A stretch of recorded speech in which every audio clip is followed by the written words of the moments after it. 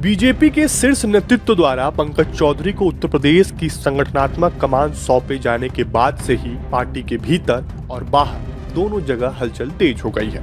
पंकज चौधरी लगातार प्रदेश के अलग अलग जिलों का दौरा कर रहे हैं और खास बात यह है कि उनकी मुलाकात केवल मौजूदा पदाधिकारियों या सक्रिय नेताओं तक सीमित नहीं है, बल्कि वे उन नेताओं से भी संपर्क साध रहे हैं जो वर्षों से यूपी की राजनीति में हाशिए पर चल रहे हैं। इससे साफ है कि उनकी सक्रियता केवल औपचारिक संगठनात्मक दौरे भर नहीं है, बल्कि इसके पीछे एक गहरी राजनीतिक रणनीति छिपी हुई है।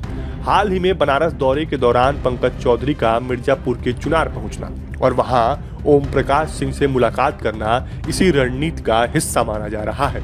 ओम प्रकाश सिंह एक समय बीजेपी में यूपी में कुर्मी समाज का एक बड़ा चेहरा माने जाते थे और पूर्वांचल की राजनीति में उनकी अच्छी पकड़ थी।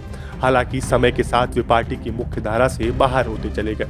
ऐसे नेता से मुलाकात ये संकेत देती है कि बीजेपी अब उन सामाजिक और क्षेत्रीय चेहरों को दोबारा साधने की कोशिश कर रही है जिनका कभी पार्टी के विस्तार में अहम योगदान रहा था। दरअसल उत्तर प्रदेश जैसे बड़े और सामाजिक रूप से संपन्न राज्य में चुनावी जीत केवल वर्तमान नेतृत्व या सरकार की उपलब्धियों के भरोसे नहीं होती। यहाँ जातीय समीकरण, क्षेत्रीय संतुलन और पुराने कार्यकर्ताओं का नेटवर्क बेहद अहम भूमिका निभाता है। पंकज चौधरी की मुलाकातें इस ओर इशारा करती हैं कि बीजेपी पुराने सामाजिक आधार को फिर से मजबूत करने की कोशिश कर रही है।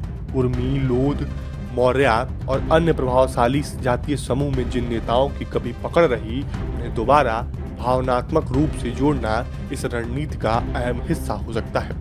इसी कड़ी में विनय कटियार जैसे नेताओं का नाम भी सामने आना काफी मायने रखता है। विनय कटियार बीजेपी के पुराने और वैचारिक नेताओं में गिने जाते हैं, जिनकी पहचान राम मंदिर आंदोलन से जुड़ी रही है। भले ही वर्तमान राजनीति में उनकी भूमिका सीमित हो गई हो, लेकिन आज भी उनका एक वैचारिक और संगठनात्मक आधार मौजूद है। पंकज चौधरी का ऐसे नेताओं से मिलना यह बताता है कि बीजेपी केवल नए चेहरे पर नहीं, बल्कि पुराने वैचारिक स्तंभों को भी फिर से सम्मान और स्थान देने की संदेश देना चाहती है। एक और अहम पहलू है कि 2027 के विधानसभा चुनाव अभी भले ही दूर दिखे, लेकिन बीजेपी की तैयारी अभी से शुरू हो चुकी है। विपक्ष, खासकर समाजवादी पार्टी और बसपा, अपने अपने सामाजिक आधार को फिर से मजबूत करने की कोशिश में है। ऐसे में बीजेपी नहीं चाहती कि उसके पुराने नेता या उनके समर्थक किसी तरह से उपेक्षित महसूस करें।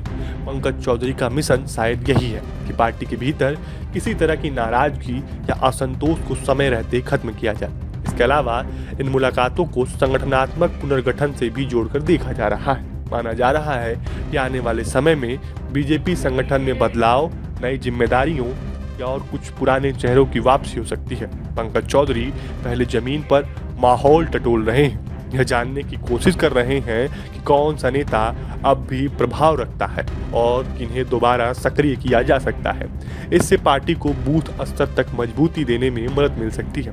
कुल मिलाकर पंकज चौधरी की पुरानी नेताओं से मुलाकात कोई संयोग नहीं, बल्कि सोची समझी राजनीतिक रणनीति का हिस्सा लगती है। बीजेपी यह समझ चुकी है कि उत्तर प्रदेश की राजनीति में केवल सत्ता में रहना ही काफी नहीं है, बल्कि हर वर्ग, हर पीढ़ी और हर पुराने चेहरे को साथ लेकर चलना जरूरी है।